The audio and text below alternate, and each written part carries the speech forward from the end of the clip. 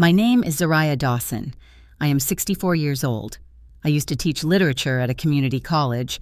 Now I live alone in a small house outside of Seattle. I spend most of my days tending my garden and polishing the silver bracelet my husband left me before he passed. That bracelet is the last thing in my life that has weight. Everything else feels temporary, like fog that slips through your fingers. 6 months after my son's wedding, the phone rang at 10 in the evening. I almost did not pick up. At my age, calls at that hour usually mean bad news. But when I saw the name on the screen, I froze. It was the photographer from the wedding, Lucas Grant. When I answered, his voice was trembling. "Ma'am, I found something in the photos. You need to come to my studio tonight. Please do not tell your son yet. You need to see this first." The plate slipped from my hand into the sink. Soap and water splashed onto my sweater. I stood still, gripping the edge of the counter. My knees felt weak. In 64 years of life, I have walked through grief and survived loneliness. I buried my husband. I survived watching my son become a man without needing me anymore. But no one had ever said those words to me. "You need to see this first." The house was silent. So silent I could hear the refrigerator humming like a distant engine. I dried my hands on an old dish towel. I slipped on my coat. The silver bracelet hit my wrist with a soft, metallic sound. Driving to the studio felt like driving into a storm. Dark roads, rain tapping on the windshield. My mind kept replaying the wedding day, the music, the lights, the moment my son, Ethan, kissed his bride. Cameron, the woman he loved, the woman I prayed would love him back. When I arrived, the studio was almost empty. A single warm lamp lit the room. Lucas paced beside his computer. His hair was messy, his eyes red, as if he had not slept in days. He swallowed and said softly, "Thank you for coming, Mrs. Dawson. I have been debating for weeks whether to call you." I sat down. I folded my hands in my lap so he would not see them shake. "Lucas, what is this about?" He did not answer. He clicked on a folder labeled Wedding, Raw Files, Unedited. Thousands of thumbnails appeared on the screen like small windows into a day that was supposed to be perfect. He opened one photo, and in a single second, everything inside me turned cold. The image was grainy, taken near the back corridor of the reception hall. Cameron, my daughter-in-law, was not on the dance floor. She was not with Ethan. She was partially hidden behind a service door, wrapped in the arms of a man wearing a dark suit. His face was turned toward her. Their bodies were pressed too close to be a misunderstanding. "Who is that man?" I whispered. Lucas opened a second photo, then a third. In one frame, Ethan stood on the stage scanning the crowd, searching for his bride during their first dance, his smile fading. In another frame, the mystery man left through the side door. Finally, Cameron returned, smoothing her hair, adjusting her dress, smiling as if nothing had happened. My heartbeat was loud, slow, painful. The silver bracelet on my wrist felt heavier than iron. Lucas spoke again, voice low. "I also checked the security footage from the venue parking lot. The timestamps match." He placed a printed still frame in front of me. In that image, Cameron and the man were standing beside a car in the far corner of the lot. The shadows swallowed half their bodies, but the closeness was undeniable. I pressed my fingers against the photo. My breath shook. In 64 years, I had survived heartbreak, betrayal, and countless days of invisible suffering. But this moment, seeing the truth so clearly captured in ink and pixels, felt like watching my entire world shatter. In a single second, the happiness I believed my son had found cracked like glass falling onto cold tile. I left the studio that night with the image burned into my mind. Cameron in another man's arms, a truth lit up by a camera flash, a truth too sharp to touch. I drove home gripping the steering wheel with both hands, knuckles white, heart pounding so hard it felt like something inside me might crack. The bracelet on my wrist rested against my skin like a small weight. My late husband gave it to me on our 10th wedding anniversary. Silver, simple, understated, just like the life I lived with him. When I stepped into my empty living room, I did not turn on the lights. I stood still in the dark, letting the night air settle around me. The house smelled faintly of cedar and old paper, of the life I built over decades, a life that no longer included the people I loved. That night, I could not sleep. I sat at the kitchen table with a cup of tea I never drank. The steam rose, then faded, like everything else in my life. I pressed my thumb gently over the small engraving on the bracelet. To Z, love always. M. Mark, my husband. The world thinks grief gets smaller with time. It does not. It only becomes quieter.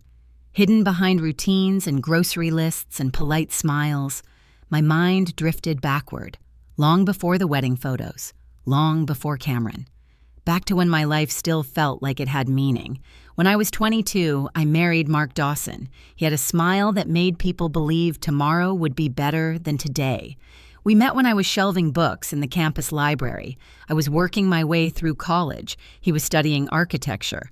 He asked me if I could help him find a book on minimal design. I told him I preferred buildings with character, not boxes with glass. He said, "Then you must be someone with character." We married 2 years later. I gave up a graduate program in Boston because Mark was offered a job in Seattle. I told him I did not mind. I told him marriage means compromise. Someone always has to bend. I did not realize then that I would become the bending, always bending. I taught literature at a community college. Mark worked long hours on construction sites. When Ethan was born, I quit my job to raise him. Mark traveled often. I became the foundation at home. I was the person who made everything quiet, stable, easy. It is funny how the world only notices the pillar when it collapses. I will go back to teaching one day, I told myself. Years slipped by. Ethan grew. Mark built bigger projects. I remained the constant. I packed lunches, hosted sleepovers, stayed awake at night helping Ethan rewrite essays, wiping tears, whispering that he was enough, that good things take time. When Ethan got into the University of Washington, I cried. Not because I feared losing him, but because it was the first time I felt my sacrifices had turned into something real, something measurable. I printed photos of his acceptance letter and hung them on the fridge. Mark died 5 years later. It was sudden, an accident at a construction site. I was 49. One moment I was making dinner. The next, 2 officers stood at my door holding their hats in their hands. I remember the way their shoes felt too loud on my hardwood floor. I remember the sound of my knees hitting the ground. The funeral was a blur of faces, casseroles, and condolences that slid off me like rain off metal. People told me I was strong. I was not. I simply did not have the luxury of falling apart. Ethan was in college. Tuition was expensive. Mark's insurance was tangled in legal disputes. I returned to teaching, full-time. I sold Mark's car so Ethan could afford his textbooks. I cooked rice and steamed vegetables for months to stretch my paycheck. I never told Ethan about the sacrifices. I wanted him to walk freely into adulthood without feeling the weight of my struggle. Thematic echo line I used to believe that if I was good enough, no one would leave me. I was wrong. I learned that being good does not keep people. Being needed does. The house felt colder after Mark was gone. Ethan called me every Sunday, but I felt him drifting. I told myself it was natural. Children are supposed to grow and leave the nest. Still, each time he hung up the phone, I held the receiver for a moment longer, storing the warmth of his voice. When Ethan started dating Cameron, he spoke about her with admiration, awe, like she was a son he could not look away from. I wanted to be happy for him. I wanted to welcome the future he chose. The first time I met her, we were at a restaurant Ethan loved. Cameron shook my hand, but her eyes moved past me, scanning the room, looking for something more interesting. She complimented my bracelet in a voice that felt practiced. "This looks vintage. Charming." I nodded, smiling politely. I did not tell her it was the last gift my husband ever gave me. I did not tell her that I touched it every night before I went to sleep. As the relationship progressed, small red flags appeared like tiny cuts I could not ignore. Cameron suggested to Ethan that I downsize my house. It is too big for her. She should sell and invest. She questioned how I managed my savings. She encouraged Ethan to handle my finances for me because Older people get overwhelmed. I swallowed every sting, just like I swallowed all the sacrifices in my life, quietly. I am fine, I said to myself in the mirror. I am strong. But strength without a witness can feel like invisibility.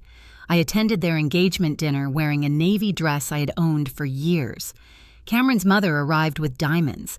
The contrast did not bother me. What stung was how Cameron treated me like a guest in my own son's life.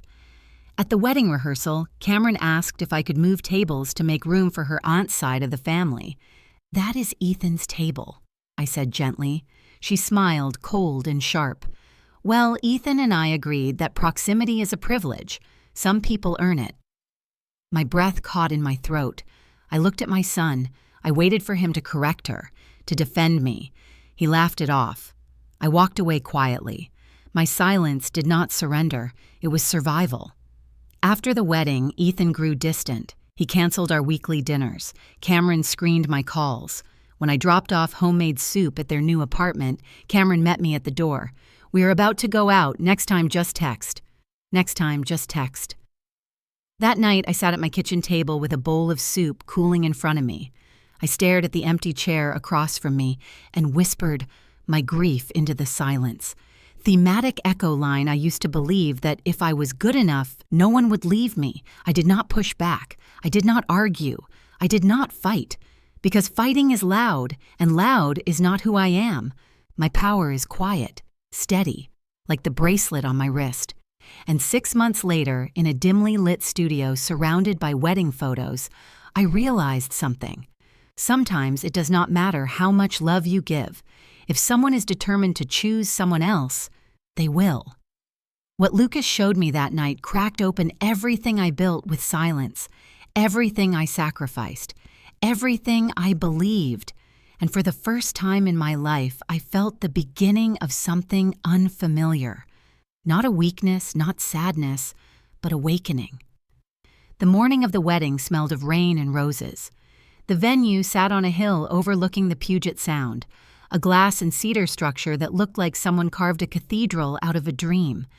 Everything was soft white, draped fabric, baby's breath, strings of tiny lights that looked like a sky. Someone hung indoors. It was the kind of wedding people post online with captions like, "Proof that love still exists." I arrived early because the mothers of the groom always arrive early. I wore the same silver bracelet. The clasp clicked closed around my wrist with a sound that settled my nerves. I took my seat in the second row. Cameron's family occupied the first row, of course. Her mother wore pearls thicker than Grace. Her father shook hands with everyone like he owned the building. My friend Marlene sat beside me. She is 72, sharp as a needle, and never pretends to like someone she does not trust. Her back was straight. Her eyes scanned every detail like she was reading a crime scene. "You all right, Zariah?" she asked. "Yes." She nudged my arm. "Your eyes say no." I did not answer. Some truths are easier to swallow than to speak. Music began, soft piano with strings. The guests stood. Everyone turned their heads toward the large wooden doorway that opened like theater curtains. And there she was, Cameron Rivers. I am 29 years old. Hair like a champagne waterfall, a smile that sparkled harder than her diamond earrings. She looked breathtaking. I cannot deny that. She moved toward Ethan with the confidence of someone who had already tasted victory. Her dress clung to her body like a love letter written in silk. She did not look nervous. She looked certain. Ethan's face lit up. He looked at her the way people look at miracles. My chest ached. I remembered the little boy who used to climb into my lap with a book and jam-stained fingers. I remembered the teenager who worked 2 part-time jobs in the summer so I would not have to buy his school supplies. I remembered his promise on his high school graduation night. "I will always come home to you, Mom." And now, here he was, belonging to someone else. The ceremony was beautiful, perfect. Choreographed affection. The vows sounded memorized, polished, as if Cameron had practiced them in front of a mirror. "I promise to build a future with you, a future we design together." Ethan's voice wavered with sincerity. I have waited my whole life to find you." When they kissed, the room burst into applause. People cried. People believed. Weddings have a way of convincing people that love is enough, that promises are permanent. Marlene leaned toward me and whispered, "That girl's smile has too much calculation." I frowned. She loves him. She loves what he represents. I squeezed my bracelet, grounding myself. After the ceremony, guests moved to the reception hall. Staff carried trays of champagne. A jazz trio played lively music. Laughter swelled. Picture frames displayed photos of Ethan and Cameron traveling, smiling, kissing in sunlight. The whole space felt like a glossy magazine spread. I followed Ethan around like a shadow, drinking in every moment. He introduced me to people. "This is my mom, the strongest woman I know." People smiled at me politely. Some shook my hand without learning my name. Cameron's family hovered together like royalty. Their posture said, "We are above." At one point during dinner, I noticed Cameron speaking with Ethan's real estate agent. Her voice was soft, confident. Ethan sat beside her, looking dazed with admiration. Cameron's hand rested lightly on Ethan's arm as she said, "We will be signing soon. The house title will be under Ethan and me." The agent nodded. "That is the standard for married couples." Marlene and I exchanged a look. Then Cameron added, "Sweet as frosting, and we want the title under our names only. No parental co-ownership, no secondary names. Clean. It symbolizes independence." My fork paused halfway to my mouth. Ethan smiled, oblivious. "Of course. Mom would never ask to be on the title." The agent laughed politely. I swallowed hard. No one looked at me. No one asked for my opinion. My existence felt transparent.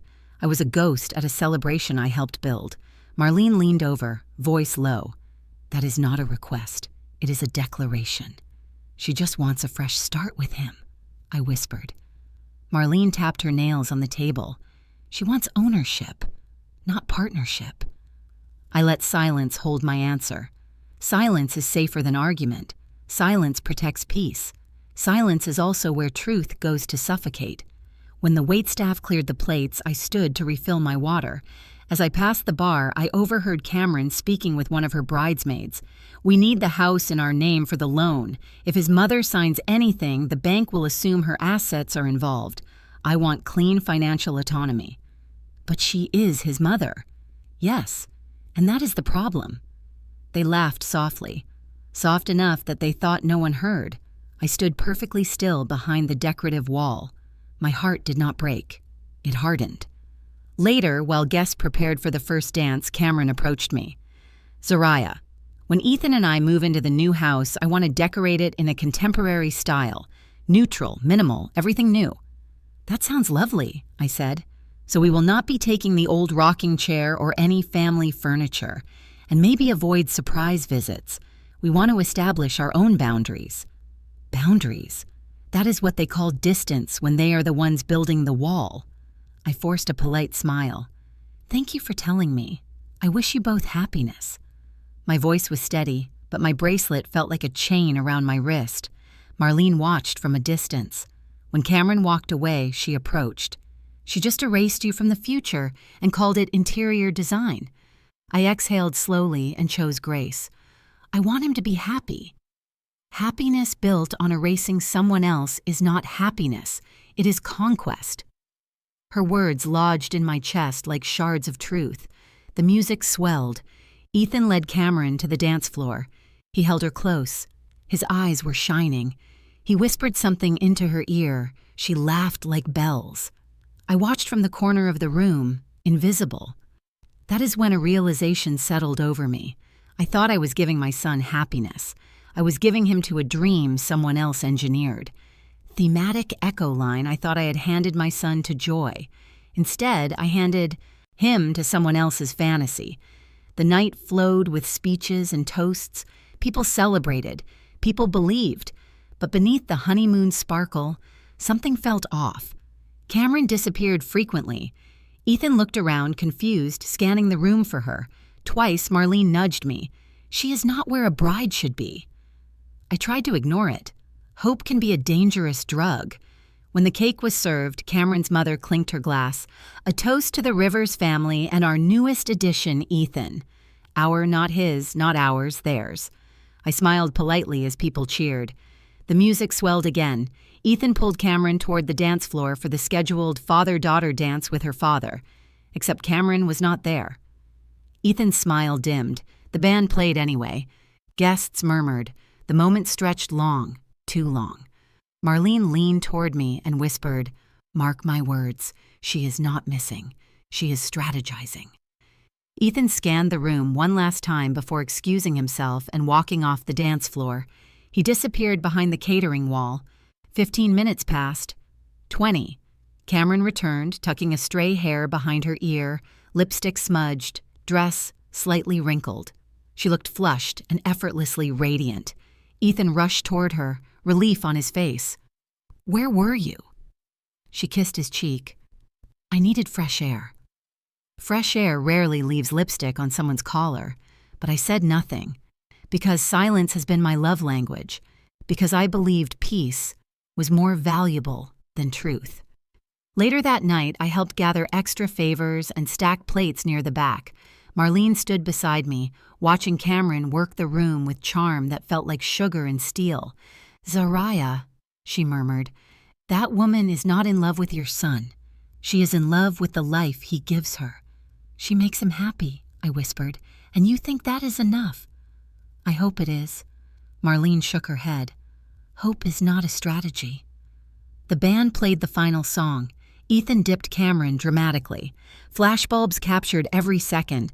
The room roared with applause. People saw a fairy tale. Only 2 people in the room stood still, me and Marlene, 2 women who had lived enough life to recognize when joy had strings attached. When Ethan and Cameron left the reception under a shower of sparklers, I pressed my bracelet against my wrist and whispered a prayer. Please let her love him. But deep down, a splinter of fear had already begun to form. Lucas did not move for a moment. He stood with one hand hovering above the mouse, as if a single click could cut a life in 2. The studio smelled faintly of coffee and the metallic warmth of electronics. A single lamp threw an oval of gold across the desk. Beyond it, everything dissolved into shadow. My breath found a slow rhythm. Count 4 in, hold, count 4 out. The same trick I used to teach nervous students before oral exams. I was not a teacher in that room. I was a mother bracing for an answer. He clicked. A folder opened. Wedding, raw, unsorted. Thousands of thumbnails bloomed like a mosaic of promises. Laughter, hands, flowers, faces, every image a polished square of joy. Lucas scrolled. His finger hesitated, then reversed, as if instinct tugged him back to a fault line only he could see. "Here," he said, his voice small, careful. "This sequence." 4 images filled the screen in a row, time stamped within the space of a minute. In the first, the band leader leaned toward the microphone. In the second, Ethan stood at the edge of the dance floor, the light catching the hopeful tilt of his chin. In the third, my seat in the second row sat empty. I remembered standing to get a better view. In the fourth, a catering cart rolled past a service corridor that ran behind the reception hall like a vein that never shows in portraits. Lucas enlarged the 4th photo. The room seemed to tilt. Cameron was there, not on the dance floor, not in the lavender light where the band played the opening bars of the first dance, but half hidden in the utilitarian shadow of the service corridor. A man in a dark suit stood close, closer than courtesy, his hand lifted as if to adjust a strand of hair near her temple, her face angled toward him in a posture of listening that was almost intimate. I felt the bracelet on my wrist, cool, steady, indifferent to human drama. I thought of the hours I had polished it, rubbing away tarnish the way I had tried to buff the scuffs out of our family history. You cannot polish away what was never pure. Lucas swallowed. This frame was taken 20 seconds before the band leader announced the first dance, he said. He tapped the next image. Cameron's profile softened. Her eyes lowered. The man leaned a fraction closer. Pixels do not lie. They also do not explain. I could have reached across the desk and closed the laptop. I did not. I have spent a lifetime letting other people finish their sentences. What is the timestamp? I asked. 9:47, he answered. His hand trembled and he steadied it against the desk edge. Mrs. Dawson, I checked the ceremony schedule. At 9:47, the groom was on the stage looking for his bride. The sentence landed gently. It still felt like a fall. He clicked again, a different angle, shot over a waiter's shoulder as the cart moved on. Cameron's hand brushed the sleeve of the man's jacket. The gesture could have been accidental. It could have been muscle memory. I wanted a frame that cleared her. I wanted a frame that condemned her. Instead, I had a gallery of ambiguity that felt like drowning in clear water. Zoom out, I said. He did. The corridor widened. The world returned. In the main hall, Ethan appeared on the edge of the frame, his head turned toward the empty space where his bride should have been. The band leader smiled into the mic, unaware. Guests lifted their phones, ready to capture a moment that had not yet arrived. Lucas drew a slow breath. This shot was taken exactly when the groom was looking for her to start their first dance. I nodded, not because I accepted it, but because my body needed to do something besides shake. Keep going, I said. He opened a series labeled Side Door Exterior. A security camera still, grainy, utilitarian, nothing like the soft bokeh of a wedding lens. Rain flecked the frame like white noise. The service door pushed open. Cameron stepped into the night air. The man in the dark suit followed. Their shadows merged and separated as the camera adjusted. They stood near a car parked in the far corner, beyond the reach of festoon lights. He touched her elbow. She faced him. Their mouths moved. The camera captured shape without language. I did not cry. The world expects mothers to cry, to plead, to collapse. I have always disappointed the world by staying upright. Do you know who he is? My voice surprised me. Level, not a teacher's voice, not a widow's voice, just a woman who refuses to perform. Not yet, Lucas said. I tried to match faces with the formal portraits. He's not in the family rose, not in the bridal party, not on the vendor list, as far as I can tell. He paused, then added, I checked my second camera, the one I keep near the bar for candids. It caught reflections in the mirror behind the caterer's station. The angles line up with this corridor. It shows Cameron moving toward the service door while the MC is asking everyone to take their seats. He flipped to the mirror shot, a sliver of her dress, the sweep of her hair, the unmistakable tilt of purpose. Reflections tell us. They record the part we thought no one saw. Play them as a sequence, I said. He created a contact sheet, timestamps aligned beneath each frame. The corridor, the door, the parking lot, the return. The grid read like a piano roll, a silent score of movement and absence. I leaned closer until my breath fogged the screen. Some part of me wanted to crawl inside the pixels and drag the past back onto the proper rails, to lead Cameron to the dance floor, to place her hand in my son's, to patch the hole before the ship sank. That is the lie of motherhood, the belief that one more sacrifice will save them. Could this be innocent? I asked. I wanted him to lie. I wanted an answer generous enough to sleep on. It could, he said slowly, but I would not have called you if I thought so. He slid an envelope across the desk. Inside were 3 printed stills, heavy paper, crisp edges. He must have known that I would need to hold something real. Screens can feel like dreams. The first photo showed Cameron in the corridor. The second showed the parking lot embrace frozen at a distance that denied misinterpretation. The third showed Ethan on the stage, one hand lifted to shield his eyes from the lights as he searched the room for the woman, who had stepped away. The skin at my elbow prickled. The body keeps its own minutes. Is there more? I asked. Lucas hesitated. There is a series that suggests she spoke to several older guests near the bar.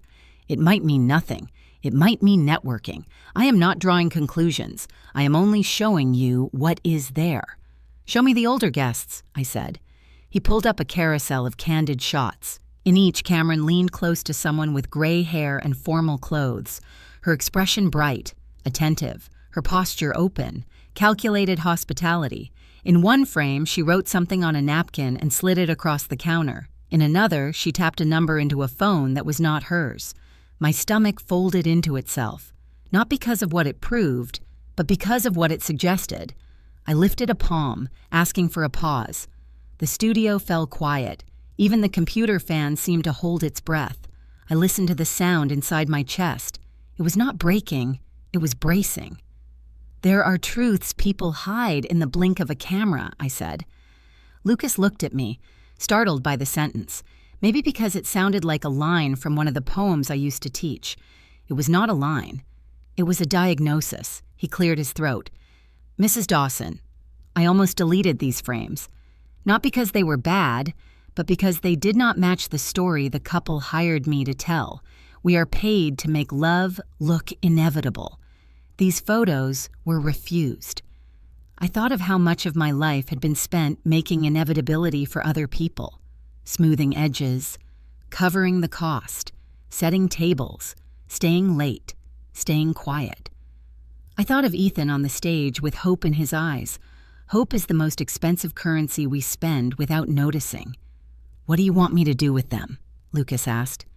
"Keep them safe," I said, "and send me digital copies." He nodded. "I will watermark them and store them offline."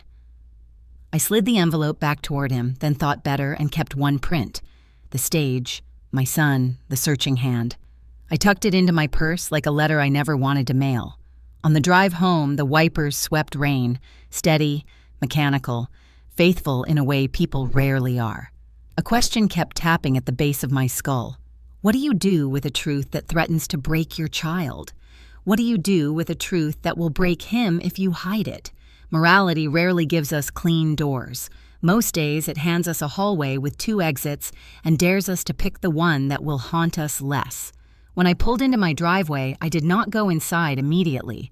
I sat in the quiet car, hands on the wheel, bracelet cool against the vein that throbbed at my wrist. I thought of my old students who used to ask how to analyze a poem. I would tell them to look for repetition, for small words that appear where they should not, for images that refuse to behave. In the poem of my son's wedding, absence had repeated, a bride not where a bride should be, a groom searching, a corridor designed for staff, not vows, a parking lot that remembered what the dance floor forgot. I had enough to say something, not enough to survive saying it. I turned off the ignition. The sudden silence rang. Inside, I placed the print on my kitchen table and set my bracelet on top of it. Silver circled around the bright blur of stage lights. I boiled water, set a tea bag in a mug, watched the color bloom and darken. The way certainty gathers until it is too strong to drink. I did not touch the mug. I watched it steam, then cool. When the surface stilled, I saw my reflection looking back. The face of a woman who has lived long enough to know that love demands courage that looks like cruelty and restraint that looks like surrender. I touched the bracelet, then slipped it back onto my wrist, a small sound like a promise or a warning. I folded the print gently and slid it into an envelope. I wrote nothing on the front, an unlabeled truth, waiting. I did not call Ethan. I did not call Cameron. I let the night sit beside me and do what nights do. Teach patience. There are truths people hide in the blink of a camera, and there are mothers who learn to open and close their eyes at the right time. Lucas returned to the computer and pulled a fresh screen into view. "This is not just one photo," he said. His tone had changed, steadier now, as if he had crossed the line between hesitation and responsibility. With a few clicks, he opened a timeline panel. Small squares, screenshots of frozen truth, lined up like evidence on a detective's board. At first, I assumed the missing bride moment was just logistics, he explained. Sometimes brides disappear for touch-ups or stress. But when I looked deeper, the timestamps lined up into a pattern. A pattern. That word landed like a cold stone inside my chest. He zoomed the timeline in. 9:42 p.m. Cameron disappears from the head table. Frame 1. Cameron stands near the bar, holding a glass of champagne. Frame 2. She smiles at a woman with silver hair and touches the woman's arm, her body angled toward her, engaged, intimate. Frame 3. Cameron steps away, no one notices. Lucas pressed his finger to the next image. 9:43 p.m. Cameron crosses toward the service corridor. Her smile fades the moment she thinks no one is watching. She moves like someone who already knows where she's going, Lucas murmured. I leaned closer. He was right. Her posture was determined, precise, no hesitation. 9:47 p.m. Corridor photo. The one that broke something in me. Cameron, the man in the black suit, the whisper-hushed distance between them. My pulse thudded in my throat. I swallowed slowly, the air feeling too tight to pass. My brain hunted for excuses, like someone fumbling for light switches during a power outage.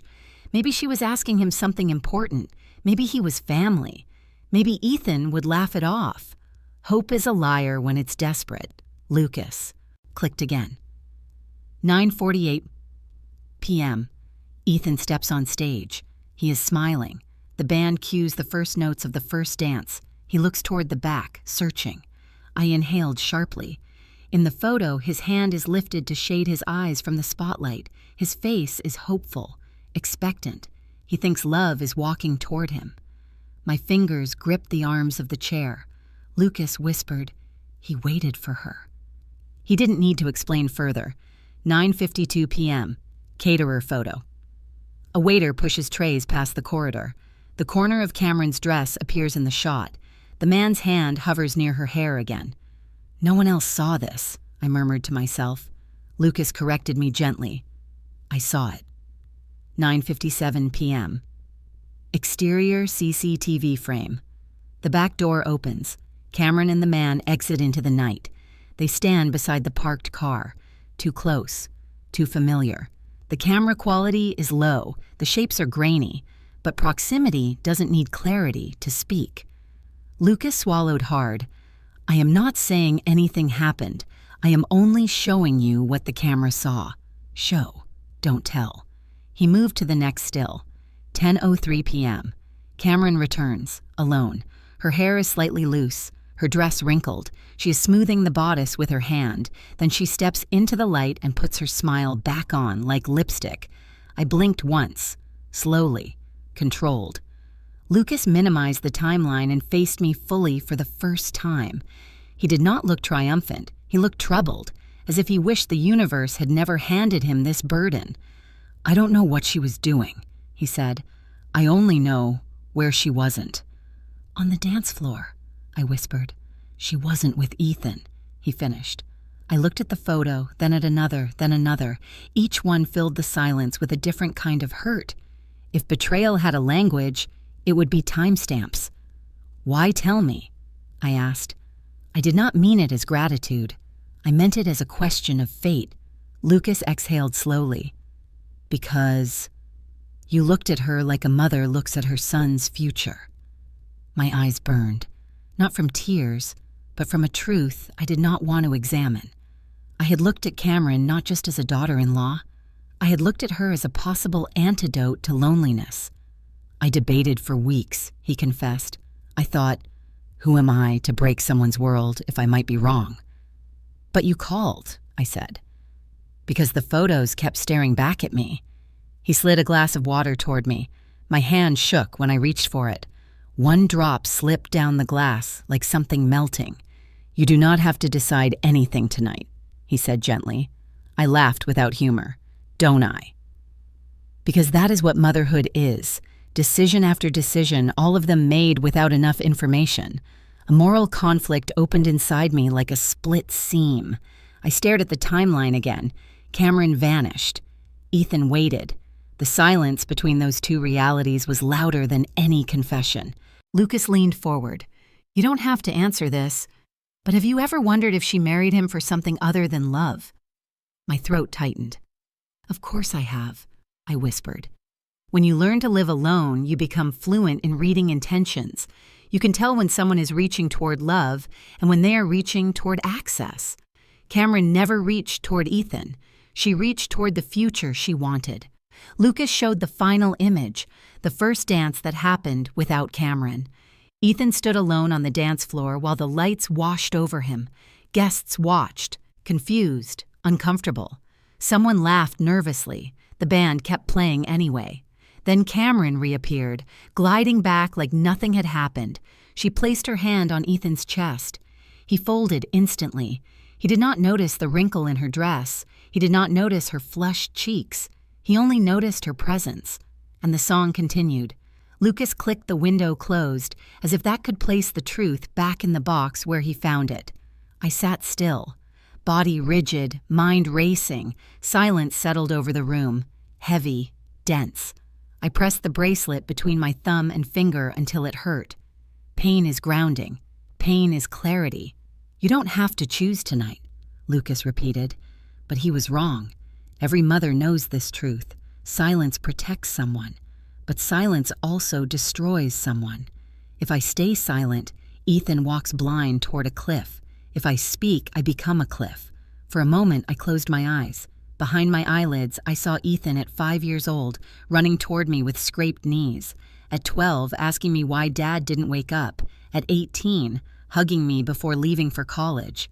I will always come home to you, Mom. He meant it. I know he did. Now if I told him what I saw, home might break. Lucas stood. He walked to the small mini fridge and took out a cold bottle of water. He handed it to me. His fingers brushed mine accidentally, and I startled at how warm human skin felt. Mrs. Dawson, may I say something without overstepping? I nodded. He looked directly at me, no hesitation. You cannot save someone from something they refuse to see. His words cracked something behind my ribs. I left the studio with the envelope under my coat. Outside, the night air tasted metallic, like rain and unfinished truth. The parking lot lights buzzed overhead. The world looked unchanged, indifferent to heartbreak. In the car, I held the envelope against my chest, not because it comforted me, but because it felt like holding a detonator.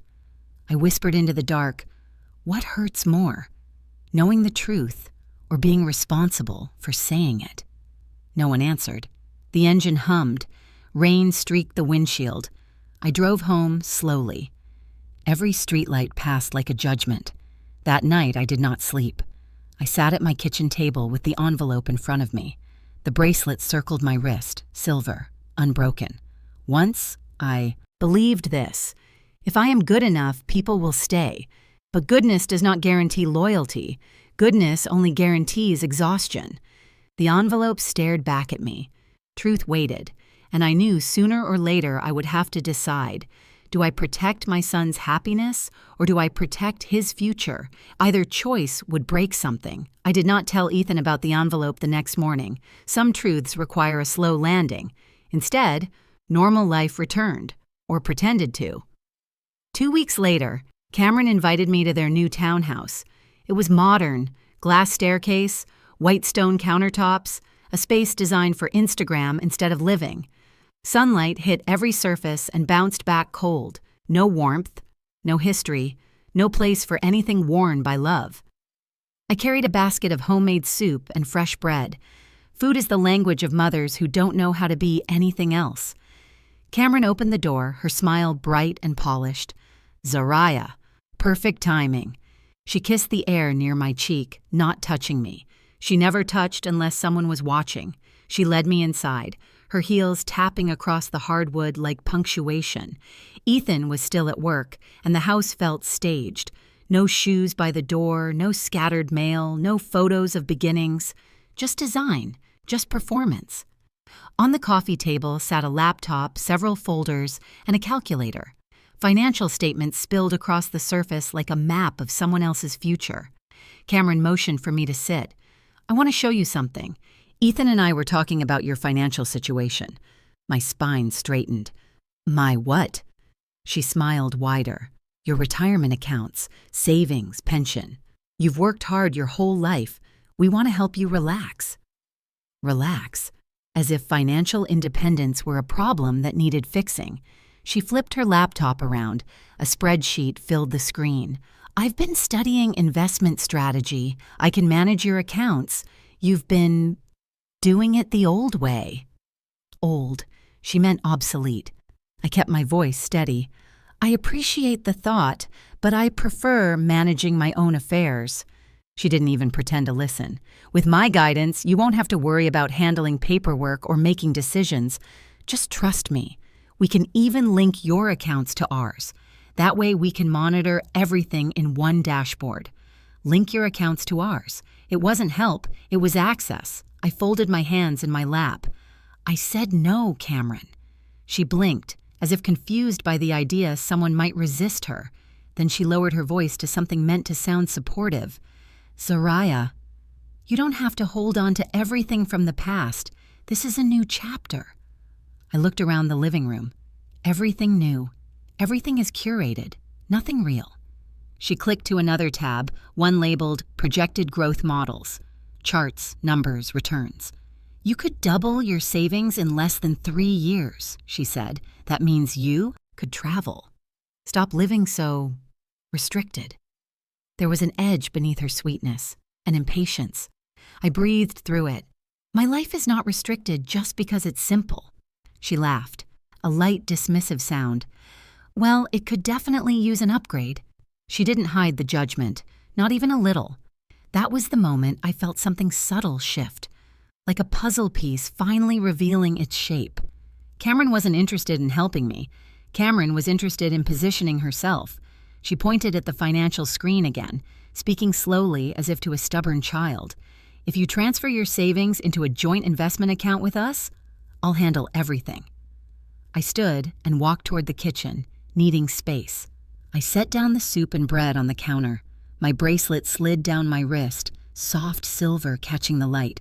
For a moment, I remembered my husband's voice the night he gave it to me. No matter what happens next, this is yours. Cameron followed me. You never have to worry again. Trust me. There it was, the perfect key. Not persuasion, not collaboration, control. I tightened my grip around the bracelet. Cameron, I said no. Her smile cracked. And then, can you stop living like it's 40 years ago? The words landed like a slap. She continued, tone syrup sweet but blade sharp. You don't need to cling to scarcity habits. You're not poor anymore, Zariah. You have us now. You have us now. As if belonging to them was salvation. As if I had been waiting to be upgraded. I said nothing. My silence stretched between us until it became the loudest voice in the room. I had spent years teaching college students the art of reading subtext, tracing the outline of meaning in what wasn't said. At age 64, I had become fluent in a different discipline, detecting motives disguised as kindness. Cameron exhaled, impatient. If you insist on handling everything yourself, that's your choice. But don't come to us if things fall apart. Then she paused and added softly, Ethan thinks it's a good idea. That was her real tactic. She wasn't asking for my trust. She was leveraging my son. Later that evening, after Ethan came home from work, Cameron called me from the living room while he stood nearby. Zariah, we were just talking. Ethan thinks we should merge finances. You know, family unity. Ethan smiled, relaxed. Mom, she knows what she's doing. She helps her friends invest all the time. Cameron tilted her head and placed her hand on his arm. Tell her you trust me. It wasn't a request. It was a command dressed as affection. I looked at Ethan, not Cameron.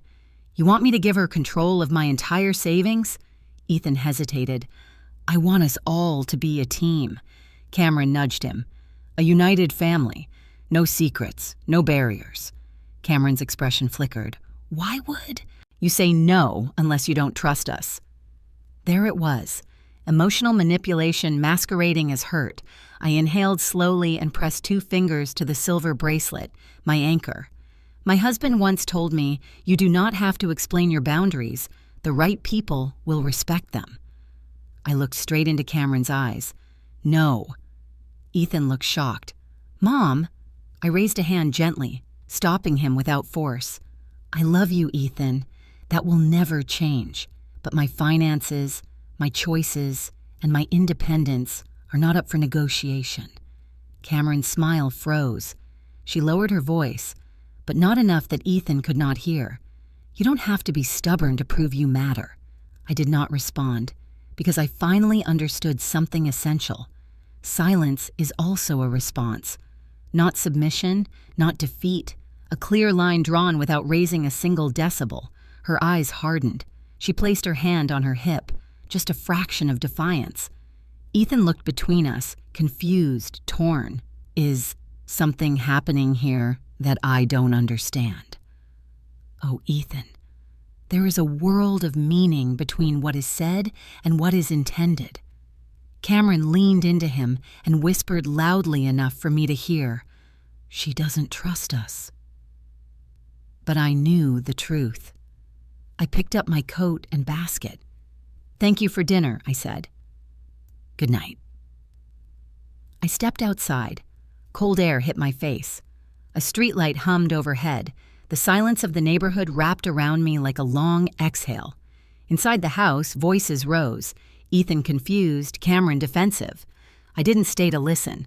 I walked toward my car, pressed the bracelet against my wrist, and for the first time in a long while, I felt something shift inside me. Not anger, not fear. 2 days passed after the confrontation at their townhouse.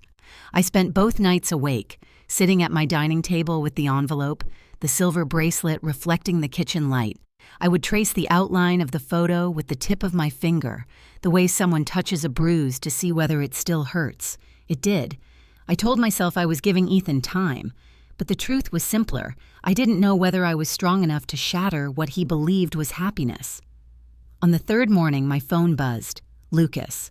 I hesitated, then answered.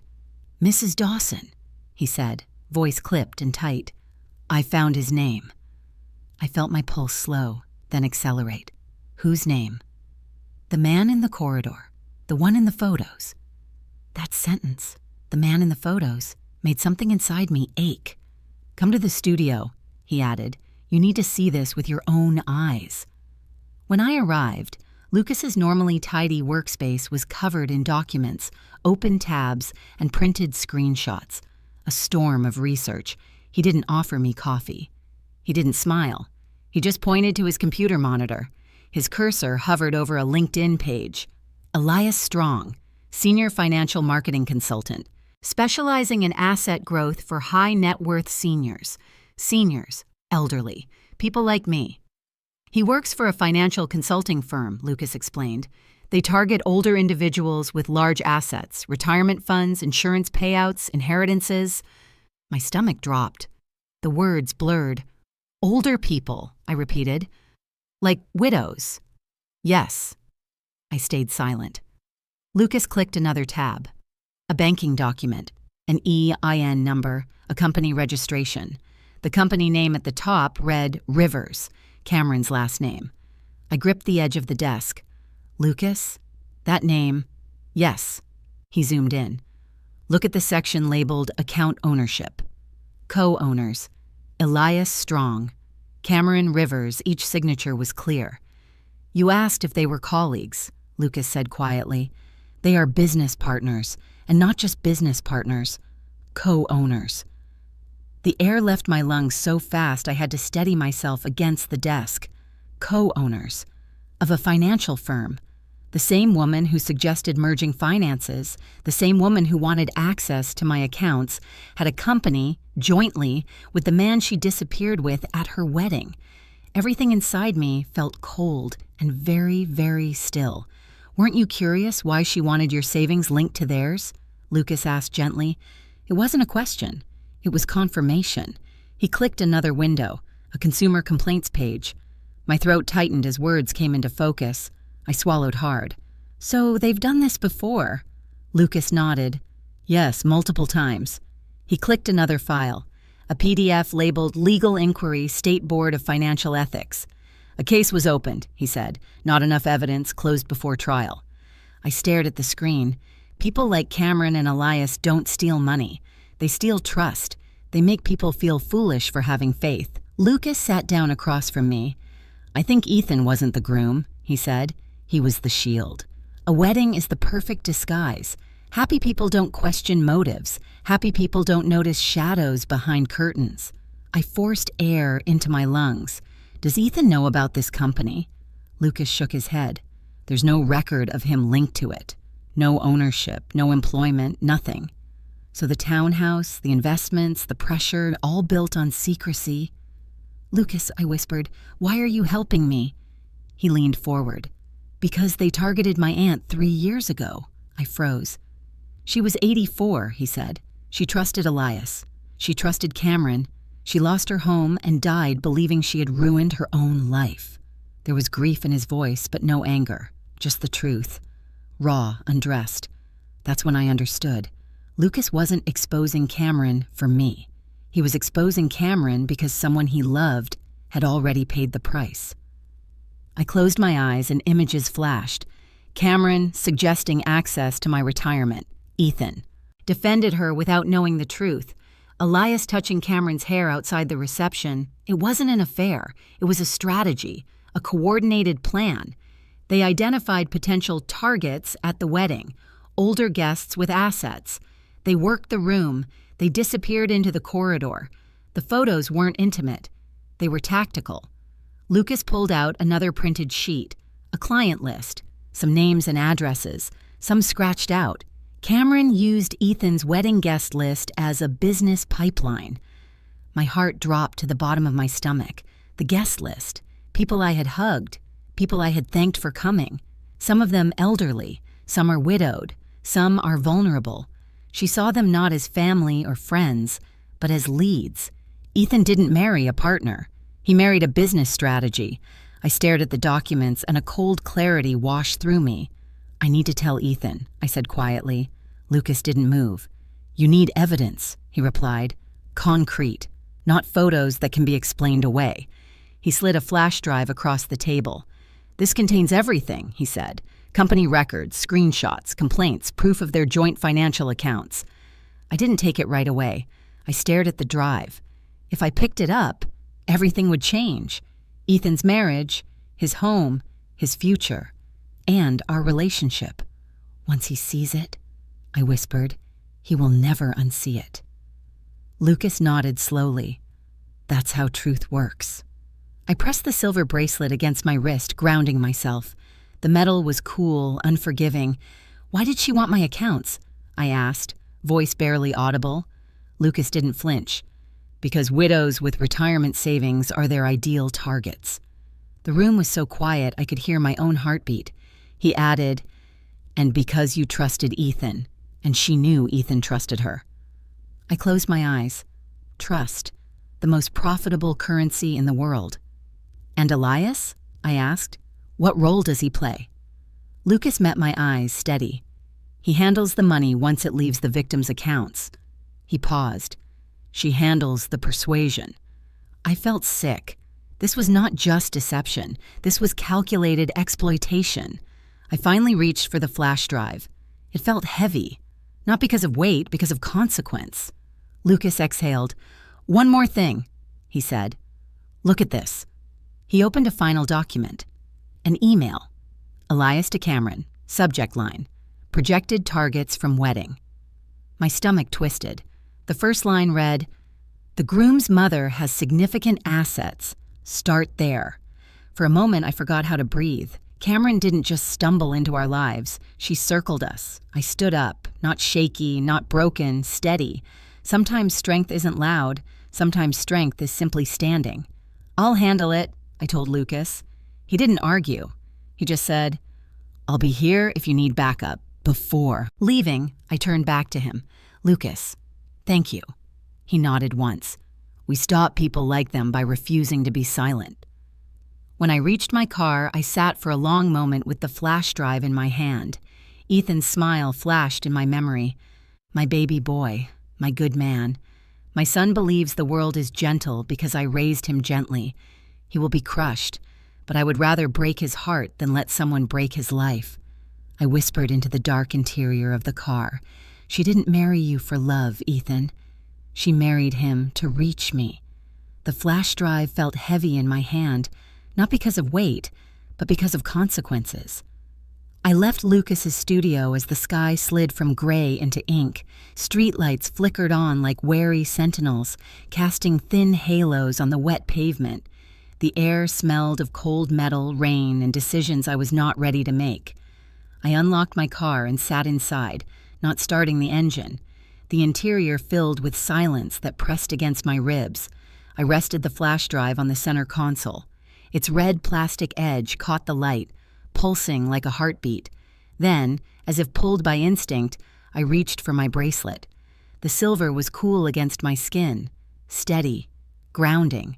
My thumb traced the engraving, "Yours, always." My husband's last gift, back when love meant safety, not strategy, not leverage. I leaned back against the headrest. The dashboard clock blinked at 7:14 p.m. My reflection stared back at me in the rear-view mirror. Lined face, tired eyes, mouth shaped by years of quiet endurance. I looked like a woman who had kept too many things inside. My phone buzzed with a new message. "Ethan. Mom, checking in, love you." 3 words, so simple, so unaware. My throat tightened until breathing became labor. I typed a reply, then erased it. Typed again, erased that too. Instead, I placed the phone face down. Telling him would not simply reveal the truth, it would detonate his life. Ethan loves with his entire chest, full faith, full trust, and Cameron had used that trust like a pry bar. I closed my eyes. The thought made something inside me buckle.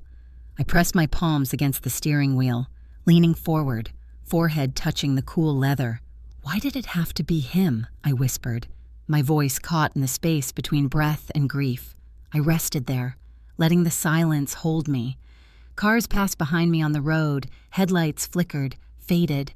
The world continued, indifferent to the unraveling of one life, one family. Mothers are supposed to protect, but what do you do when protection means pain? A memory surfaced, uninvited. Ethan, at 6 years old, crying after another child teased him. "Mom, why are people mean?" And I, naive in my optimism, told him, "Some people don't know how to love without talking." Back then, I said it to soothe him. Tonight, it returned as a prophecy. I looked down at the flash drive. "This is proof," I whispered, "but proof breaks things." My heart throbbed against the ribs like a bird trapped in a cage. He would question everything, his wedding, his wife, his own judgment, and maybe, just maybe, he would resent me for being the messenger, because that is the burden of truth-bearers. People resent the one who shatters the illusion, even when the illusion is killing them. I touched the bracelet again. The silver warmed from my skin. "I survived loneliness," I murmured. He shouldn't have to. But I knew better. Some people are lonelier in a marriage than outside it. The rain began, soft at first, then heavier. Droplets streaked down the windshield, distorting the streetlights into trembling lines. It felt symbolic. Truth distorts before it clarifies. For a long time, I watched the rain race itself. Inside the car, everything was still. My thoughts were anything but. If I tell him, I will break his marriage. If I stay silent, I watch his life collapse under her hands. It was a prison of choices. How do you choose between destroying someone you love or watching someone else destroy him slowly? A tear slipped down my cheek. Not loud grief, just quiet release. My hands curled around the steering wheel. "I've been silent my whole life to keep a family together, saying," I whispered. The words trembled, not from fear, but from recognition. I kept peace with my husband's family when they dismissed me. I stayed silent when I worked overtime and never complained. I stayed silent when I ate alone after he died. I stayed silent when Cameron erased me from the wedding photos. Silence had been my armor, my survival. But this silence would not protect anyone. This silence was a knife. I exhaled shakily. This time, I will be silent to save someone I love. Thematic echo line number 4. I spent my life being silent to keep a family. This time, I will be silent to protect the person I love. Not silence that hides truth, not silence that avoids conflict, a strategic silence, a silence with intention. Fingers trembling, I started the engine. The car hummed to life. I didn't drive home. Instead, I drove to the water. The scenic overlook near the marina where Ethan and I used to eat ice cream from a food truck during summer. The pier lights reflected on the water like broken constellations. I rolled down the window, letting the wind brush against my face. The flash drive lay on the passenger seat. I stared at it. It held betrayal. It held clarity. It held the future. And yet, I could not hand it to him. Not yet. Ethan was still inside the dream. I couldn't drag him into the cold water without a place to land. I needed a plan, a way to reveal truth without shattering him all at once. My mind began to sharpen. Step 1, gather undeniable evidence.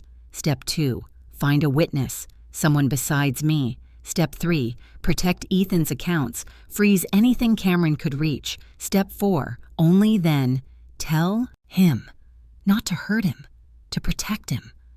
The rain softened, as if mirroring the clarity forming in my chest. I whispered into the night air, Cameron isn't just a liar. She's a strategist. But so am I. Years of quiet survival had taught me patience, observation, restraint. People underestimate quiet women. We do not need volume. We only need timing. The wind brushed against my cheek, and suddenly I felt something shift. I was not powerless. I had information. I had truth. I had time. I lifted the flash drive and slipped it into the pocket of my coat. I will speak, I murmured. But not yet. Not until Ethan had ground to stand on. Not until the truth would save him instead of destroy him. I watched the water ripple. You won't see me coming, I whispered. Not to the wind, but to Cameron. Not loud, not vengeful, just true. I turned the key in the ignition again and pulled away from the water. For the first time since the wedding, I didn't feel like a woman being acted upon. I felt like a woman stepping into her own power, not to attack, to protect. After that night by the water, I stopped feeling like a victim. I became a strategist, not loud, not reckless, just intentional. I knew I could not fight Cameron alone. People like her don't break when confronted. They twist the truth until you question your sanity. So I called the two people who saw what I saw, who believed what I believed, Lucas and Marlene. The next morning, I drove to Marlene's house. Her porch smelled like lavender and old cedar. Chimes hung from the beams and sang softly with the breeze. She opened the door before I knocked. You look like someone who made a decision, she said. I stepped inside. I need your help. Marlene didn't ask what. She simply nodded and gestured toward the kitchen table, already set with 3 mugs and a pot of hot coffee, as if she knew I would come. We sat. The steam curled between us like breath. I need proof, I told her. Enough that Ethan can't deny it. Marlene squeezed my hand. Then we'll get proof. Not you. We. Just that one word was enough to hold my spine together. Lucas joined us 10 minutes later, laptop under his arm, face tight with focus. I've been digging, he said without greeting. He opened the laptop and pulled up a PDF. I inhaled sharply. Cameron's last name. Elias's last name. The proof sat there in black ink. Lucas pointed to a line at the top. Date of incorporation, 3 years ago. 3 years, I repeated it silently. Cameron and Elias formed the company before she met Ethan. Before the first date, before the engagement, before she said, I do. She didn't marry my son for love. She married him for access. Lucas clicked to another page. Ownership division, 50-50, full partnership, equal legal power. Marlene whistled softly. Well, well. She didn't even try to hide it. I leaned closer. My heartbeat steadied, no longer racing with panic. No fear this time. Purpose. Lucas, can we prove they targeted seniors? Lucas pulled up a spreadsheet. Client list, all marked HNW. I frowned. What does that mean? High net worth, he said quietly. Most are over 60. My stomach dropped. How many? 34. 34 families. 34 lives. She built a staircase. We worked quietly, almost reverently. Marlene organized everything into folders, printed screenshots, email chains, complaint filings, corporate documents. She handled it with the precision of someone who had seen enough of life to not be shocked by anything anymore. You know what's funny, she said, sliding a stack into a file. I always thought silence was surrender. I looked at her. For women like us, she continued, silence isn't surrender. It's strategy. Her words lodged somewhere deep in me. Lucas added a copy of the wedding venue's corridor footage. He had obtained it legally, requesting archived files through the venue's security company. He was careful, methodical. He placed a USB drive on the table. "This," he said, "is the full chain of evidence. If Cameron ever tries to challenge you, every document tracks back to public sources." "And Ethan?" I asked. "You'll show him when you're ready. No pressure, no rush, just strength." For the next several days, we continued gathering information, just intelligence. Lucas found vendor payment logs from the wedding. 2 invoices were paid by Strong plus Rivers Financial Strategy Group. Not Ethan, not Cameron personally. The company, the same company Ethan didn't know existed. Marlene dug through social media. She found photos Cameron had posted before meeting Ethan. Workshops, luxury dinners, networking trips. Elias appeared in several, in the background, always near her, always watching. I stared at one picture of them, laughing together over wine.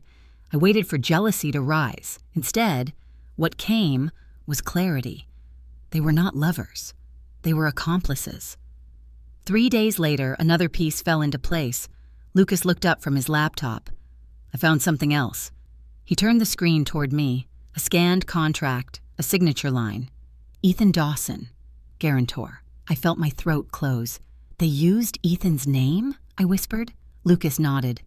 "Not legally binding, just printed on a contract to pressure a client. They never filed it, but the point is, they weren't just targeting you. They were using Ethan as leverage. Ethan, who trusted too easily, who loved too deeply.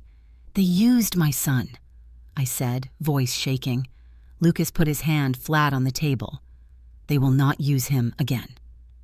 That night, after they went home, I stayed at the table. The folders now filled an entire shoebox. Marlene left me a note. "You are not alone in this." I sat with those. Words, touched them with trembling fingers. All my life, I held a family together through silence, through sacrifice, through disappearing. But this fight required something new from me. Not noise, not violence. Presence, clarity. I pressed my palm against the shoebox, the collected proof of deception, manipulation, strategy. My husband once told me, "A good chess player sees the board, a great player sees the opponent." I finally saw Cameron clearly. She wasn't powerful. She was predictable. Later, I walked to my bedroom and placed the shoebox on the closet shelf. Then I stood in front of the mirror. The woman staring back at me was not the one who washed dishes with shaking hands the night Lucas called. Her shoulders were squared, her jaw set, her eyes steady. "I will not let you destroy my son," I whispered. The silver bracelet caught the light, soft, resilient, unbroken, just like me. We had everything now. Proof of Cameron and Elias's business partnership, evidence of targeting seniors, corporate registration showing joint ownership, a client list of elderly individuals, a fake guarantor contract with Ethan's name, photos and timestamps from the wedding, security footage from the venue, not guesses, not suspicions, proof. I closed the closet door gently, not to hide the evidence, but to protect it. The plan was no longer just about revealing the truth. It was about defending someone I loved. I walked away from the closet, lights off behind me, step by step, toward the moment everything would change. I received the text from Cameron on a Wednesday afternoon. "Can you stop by my office tomorrow? We need your signature on a small form." Small form, the way a snake calls venom a kiss. I replied that I would be there at 10, but the moment I parked outside the glass and steel office building, I knew this wasn't a meeting. It was a trap. The lobby smelled like citrus and expensive ambition. Employees passed with tablets and perfect postures, shoes clicking across the polished floor with the confidence of people who believe they own the world. I rode the elevator to the 7th floor, gripping my silver bracelet with my thumb. When the doors opened, Cameron was already waiting, a bright smile, white teeth, perfect lipstick. "Zariah," she chirped, reaching forward as if greeting royalty.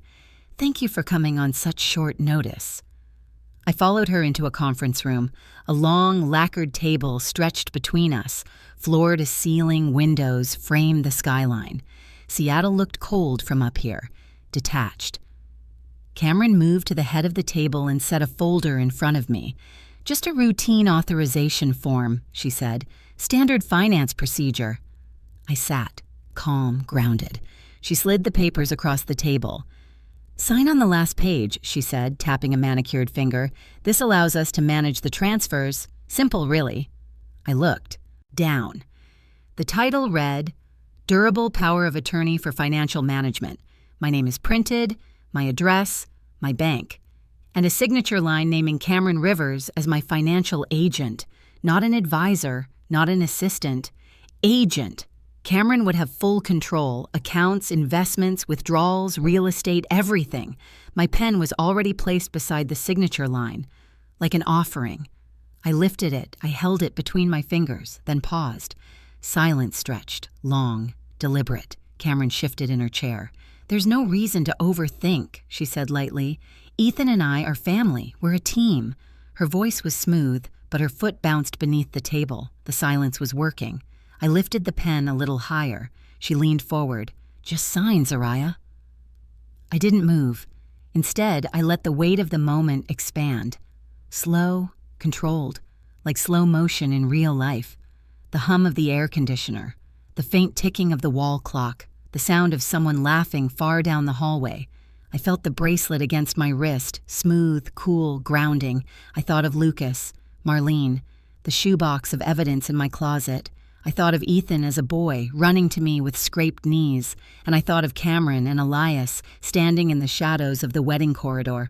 I placed the tip of the pen on the signature line. Cameron exhaled with triumph. Then, I let the pen slip from my fingers. It hit the table and rolled. Slow motion. Click, clack, clack, clack. It stopped near Cameron's hand. She froze. Her victory evaporated.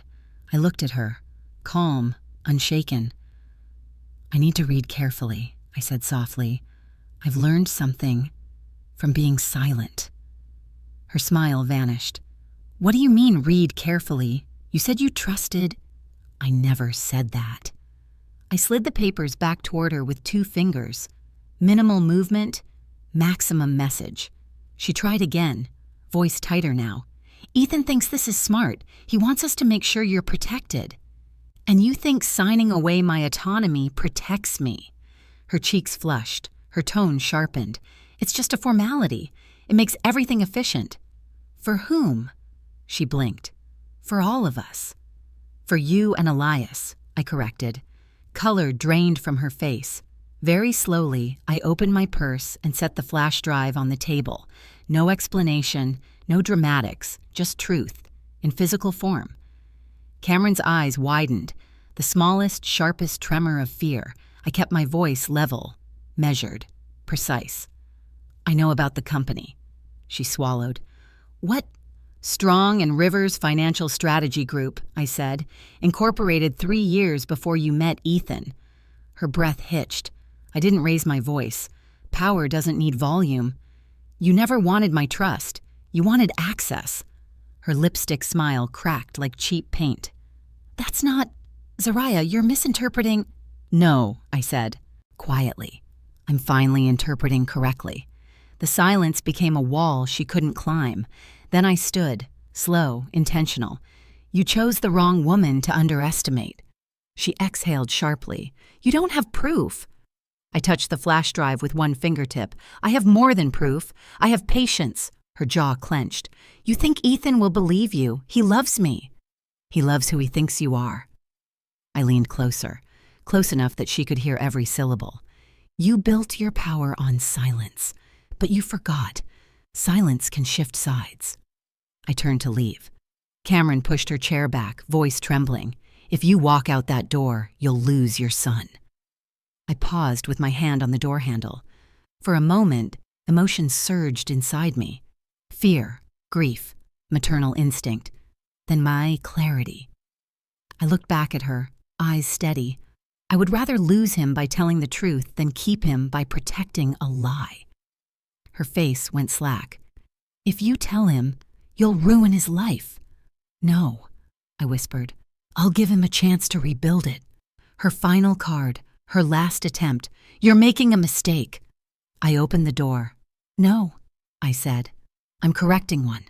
And I walked away. No yelling, no threats. Just the quiet power of a woman who finally stopped shrinking. I didn't go straight home after walking out of Cameron's office.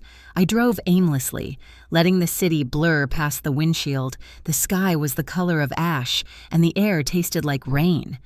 I ended up at a small park where Ethan used to play when he was little, slides faded by years of sun, swings creaking in the wind. I parked and turned off the engine. For a while, I did nothing. Then I reached into the passenger seat and pulled the shoebox filled with evidence onto my lap. Every file, every time-stamped photo, every document representing weeks of quiet work. Lucas's research, Marlene's persistence. My silence turned into strategy. My hands rested on the lid, steady, certain. It was time. When I reached Ethan and Cameron's townhouse, only Ethan's car was in the driveway. My heart knocked against my ribs. Not panic, not fear, just the weight of the moment. I rang the doorbell, holding the shoebox to my chest like a fragile heart. Ethan opened the door, looking surprised. "Mom, is everything okay?" "Yes," I said. "I need 10 minutes." He stepped aside, letting me in. His voice was gentle, warm. "Cameron's at a networking dinner. Did something happen?" I inhaled slowly. "Ethan, we need to talk." He sat on the couch. I remained standing. Distance felt necessary, like giving truth room to land without force. "What's going on?" he asked, eyes searching my face for clues. Instead of answering, I placed the shoebox on the coffee table and removed the lid. Inside were folders organized by dates, photos, documents, and printed complaints. I didn't speak. I simply began to spread them out, one sheet at a time, like placing puzzle pieces on a table.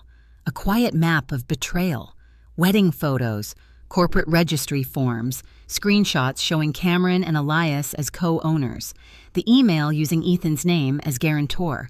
He watched me, confusion turning into something darker. "Mom, what is this?" No accusations, no dramatic voice, just the truth, laid bare. I slid the final photo toward him, the one taken at 9:47 p.m., Cameron and Elias in the corridor, his hand near her hair, Ethan's breath caught. Slowly, I sat across from him, feet on the ground, spine straight, hands folded gently in my lap. "Ethan," I said softly, "just look." He studied the documents one by one, timestamps, security footage stills, corporate partnership records, pages turned. His face shifted, confusion, disbelief, nausea. Realization. He pointed at the registry form. This says Cameron and this man, Elias Strong, started a financial consulting company 3 years ago." "Yes." "That's before I met her." "Yes." He rubbed his temples. "They're co-owners." "Yes." "And this?" He lifted the printed complaints. "These are older people, retired, widowed." I didn't need to explain. He understood. Then he picked up the fake contract, his own name typed on the guarantor line. "I never signed this," he whispered. "I know." His voice broke. "Why is my name here?" I kept my tone even, soft, controlled, because trust can be leveraged for profit. He blinked slowly, as though the world had tilted. He lifted the envelope of wedding photos, the ones Lucas had enhanced. He slid the first one out, Cameron and Elias, in the shadows, not touching but too close. He stared for a long time. "She disappeared during our first dance," he murmured. "You waited for her," I said. His shoulders sagged. He kept looking.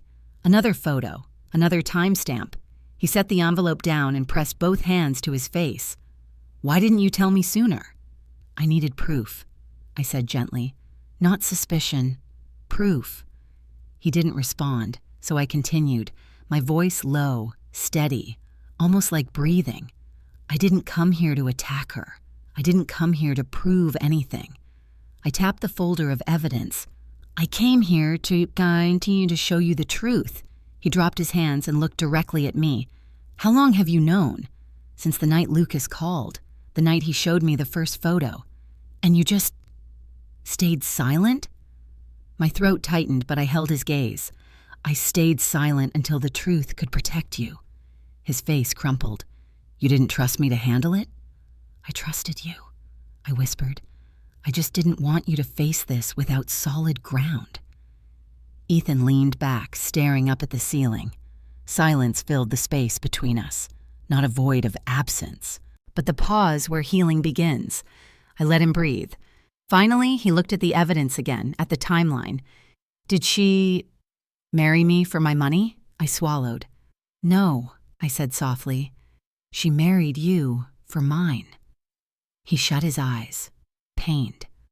I reached out but stopped halfway, letting him choose whether he wanted connection. He leaned forward and took my hand. The gesture felt like reconciliation and recognition. After a long moment, he asked, voice raw, "What do you want me to do?" "Nothing," I answered. "You will know what to do when you're ready." He frowned. "You're not angry?" "I am," I said, "but anger is not the part of me making decisions." He waited. "I am your mother.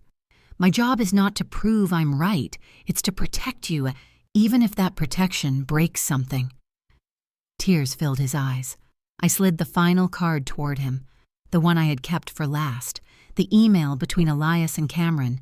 "The groom's mother has significant assets. Start there." His breath caught. That was the moment Ethan Dawson's heart broke. Not loudly, but permanently. He stood, pacing, gripping the back of his neck. "I can't believe this," he whispered. "I loved her." "Yes," I said. "You did, and that love is not something to be ashamed of." He turned to me, eyes shining with hurt. "I don't know how to face her." "You don't have to decide right now." I closed the shoebox, gathered nothing, left everything on the table. "I am not here to make your choices for you," I told him, "just to give you truth." He nodded slowly, wiping his cheek with the back of his hand. As I walked to the door, I paused in the doorway and spoke the final line softly. "I don't need to prove I'm right. Truth is loud enough without me." Thematic echo. Line number 5. I do not prove myself. Truth is already big enough. I walked out, didn't look back, because power doesn't come from making someone hear you. Power comes from leaving the truth on the table and letting silence do the rest. The night rain had started while I was inside Ethan's house, but I didn't notice it until I stepped outside. Drops fell on my face, gentle and cold, like tiny reminders from the sky that some storms do not begin with thunder. Some storms begin with truth. I walked toward my car with slow steps, not rushing, not shaking, only feeling the weight of years lifting off my shoulders. Behind me, the front door opened and slammed against its frame. "Mom! Mom, wait!" Ethan's voice cracked. I stopped, but I didn't turn around. I wanted him to have the space to choose his next words without the pressure of my eyes on him. Rainwater collected along the edge of the curb, carrying leaves like little boats. One drifted toward my shoe and stopped. I finally turned around. Ethan was standing barefoot on the front porch, soaked, hair plastered to his forehead, tears mixed with rain, making it impossible to tell which was which. He came toward me, almost tripping down the steps. "Why didn't you tell me?" he burst out. "Why didn't you show me those photos the moment you saw them? You knew, and you stayed quiet." His voice wasn't accusing. It was wounded. Wounded in a way only someone who believed deeply could hurt. I held his gaze and let the silence breathe between us before answering. Silence isn't absence. It is a decision. "You needed to see the truth," I said gently. "Not because I told you, because you recognized it yourself." "I should have known," he whispered, shaking his head. "I should have protected you." I stepped closer, resting my hand on his cheek. "No," I said softly. "You were busy loving someone. That is never something to apologize for." He exhaled, body shaking. "I feel so stupid, Mom. She tricked me for years." "No. She tricked you for as long as you believed love meant trusting without asking questions." He blinked slowly, absorbing my words. Rain hammered the sidewalk, becoming a soft wall of sound around us. "But why?" He swallowed hard. "Why did you carry this alone?" I hesitated, not because I didn't know the answer, but because I knew this answer would break him in a different way. "I carried it," I said, choosing my words carefully, the same way I carried everything else in your life. He frowned. What does that mean? Here it was, the unspoken truth, the thing I never intended for him to know. I pressed my right thumb against the silver bracelet on my wrist, the one my late husband gave me on our 20th anniversary. I held it like a talisman, a reminder of promises I made long ago. Silent sacrifices never ask to be recognized, but sometimes the only way to heal is to reveal what has been hidden. Ethan, I said quietly, do you remember how excited you were when you got into Stanford? He nodded. Of course. You said we managed with scholarships. Yes, I whispered. We, not you. His eyes narrowed, confused. You said it was covered. It was, I said, because I used the settlement money from your father's accident insurance. And when that ran out, I sold the land he left in Montana. And when that wasn't enough, I swallowed. I took a second mortgage on the house. He stared at me as if I had spoken in a different language. You mortgaged the house? For me? Yes. But why didn't you tell me? Because the last thing I wanted was for you to carry my sacrifices as debt in your heart. His face crumpled. You worked night shifts. You never took a vacation. I thought it was because you liked living simply. I lived simply, I said, so you could live freely. He pressed his fist against his mouth, trying to contain a sob. All those years I packed sandwiches instead of eating lunch at work. All those times I told him I wasn't tired when exhaustion lived in my bones. I thought if I worked hard enough, if I gave enough, my voice trembled for the first time, you would never see me as a burden. I didn't want you to feel guilty for choosing your own life. He shook his head violently. You're not a burden. His voice broke. You're the only person who's ever loved me without asking anything back. The rain softened, as if the world paused to listen. Ethan took my hands, gripping them tightly. I don't deserve you.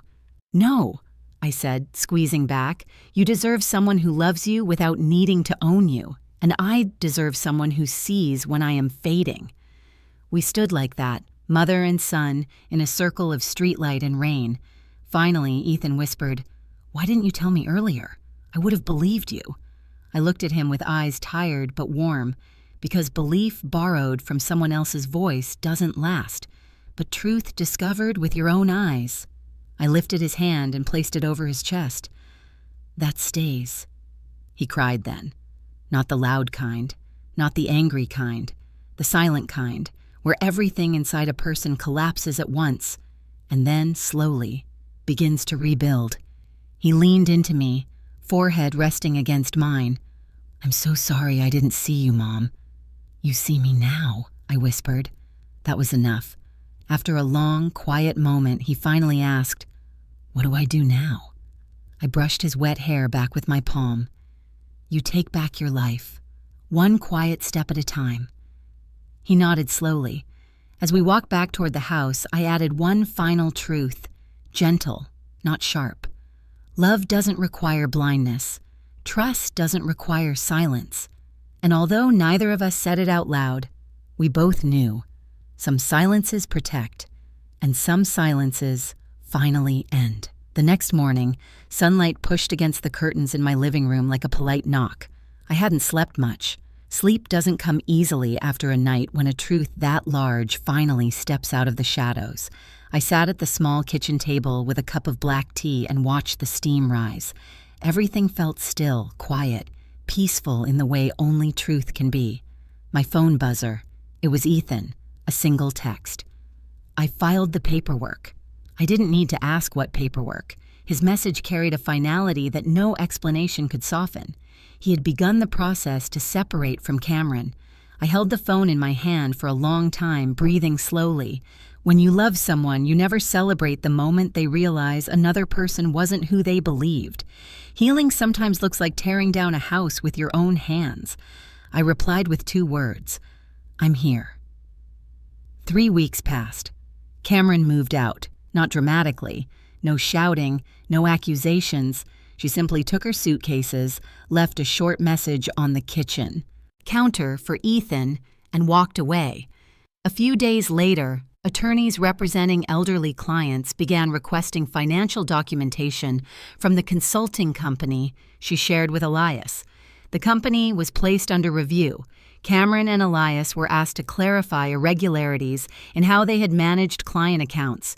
No headlines, no public scandal, just a quiet unraveling. Actions have echoes, and hers finally reached her. Ethan didn't want details. He only wanted distance. He found a small apartment close to his engineering office. When I helped him carry boxes up the narrow stairs, he paused halfway, looked at his car parked below, and whispered, "I thought I was building a life with her. Turns out I was just standing still." He wasn't broken. He was waking up. That was enough. As for me, life didn't return to what it used to be. It moved forward in a different direction. Lucas called one afternoon. "I know you said you don't need a job," he said, voice light and hopeful. "But I could use someone part-time, someone who sees details others don't." "Lucas," I said, "I am 64. "You're 64, he replied, "and you're the only person who noticed something everyone else missed. You have instincts and patience, and you do paperwork like a detective." I laughed, a genuine laugh, the kind that opens the chest instead of tightening it. "What would I do?" "You'd be an assistant, just a few hours a week. Keep records, track timelines, organize files, and sometimes if you feel like it, talk to clients. Some of them don't have anyone to talk to." I hesitated. He added gently, "You're really good at seeing people, Zariah." I looked down at my silver bracelet.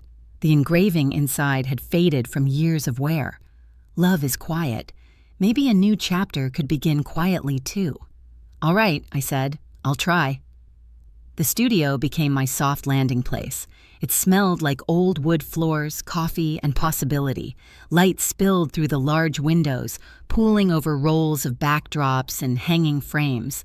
Most days I sorted files, cataloged shoots, and made tea for Lucas and his clients. But sometimes I watched the world through the viewfinder while Lucas adjusted lenses. There is something sacred about watching people freeze a moment of joy. One afternoon, a grandmother came in to have her portrait taken with her first grandchild. She kept fussing with her cardigan, worried she wasn't photogenic. While Lucas adjusted the lighting, I walked over and quietly straightened her collar. "You look beautiful," I told her. She lowered her eyes shyly. "I used to," she whispered. "Now I'm just a soft shape in the background." I understood that sentence better than anyone. "You're not in the background," I said. "You are the foundation, the reason someone else gets to stand in the light." A tear escaped the corner of her eye. That was the day I realized I had not lost my purpose. I had simply changed direction. Ethan began visiting the studio. Sometimes he sat on the couch near the window, reading home improvement books, drinking the tea I made exactly how he liked, strong, with milk. Other times, he simply sat beside me in silence while I sorted images. He needed to be near me, to rebuild his life from something solid. One afternoon, he watched a young couple taking engagement photos. When the photographer asked them to hold hands and look at each other, really look, Ethan stood abruptly and walked out. I followed him outside. He leaned against his car, staring at the mountains in the distance. "I don't know if I'll ever trust again," he said. "You will," I answered, "but trust doesn't mean believing without seeing. Trust means choosing someone who shows up without being asked." He didn't respond. His voice was low. "Mom, do you forgive her?" I shook my head, not out of bitterness, but clarity. Forgiveness is not a gift to give the person who hurt you. It is a freedom you grant yourself. He exhaled slowly. We stood side by side, facing the mountains, letting the wind brush against our faces. Healing is never loud, it is steady. One Saturday morning, Lucas asked me to sit in for a test shoot. "Just your hands," he said. "I need lighting practice." I laughed but sat on the stool. He photographed my hands resting lightly over the silver bracelet. Sunlight scattered over the metal, catching on the engraved edges. After a moment, Lucas lowered his camera. "You know," he said, That bracelet has been in almost every scene of your life since the night you walked into this studio." "I suppose it has," I smiled. "Why do you wear it every day?" I traced the faded engraving with my thumb. "This bracelet," I said, "reminds me I once loved someone who saw me, and that I am still capable of loving someone who deserves to." Lucas nodded slowly, like he had learned something from the sentence. On a crisp spring afternoon, Ethan stopped by the studio carrying a small brown paper bag. He placed it on my desk and smiled. "For you." Inside was a new silver bracelet, engraved with 5 simple words. "Thank you for seeing me." My breath caught. It wasn't jewelry, it was an acknowledgement. I reached across the desk and took his hand. "You see me too," I said, and we both knew that sentence was bigger than forgiveness. It was recognition. Now, every morning, I open the studio blinds and let the sun fill the room. Light stretches across the floors like a new beginning. I make coffee, turn on the little radio by the front counter, and wait for the day to unfold. Sometimes life doesn't give you grand second chances. Sometimes it gives you small ones. A key to a studio, a new bracelet, a son who chooses to stand beside you. I sit in the warm afternoon light, silver bracelet on my wrist, and rest my palms on the wooden table. Then I speak the lesson I learned the hard way. When we stand up quietly, the world hears us anyway. Not because we demand it, but because dignity speaks louder than revenge. And silence, when chosen, is not weakness. It is power. The story of my life is no longer that I gave everything to be loved. It is that I finally learned to love myself.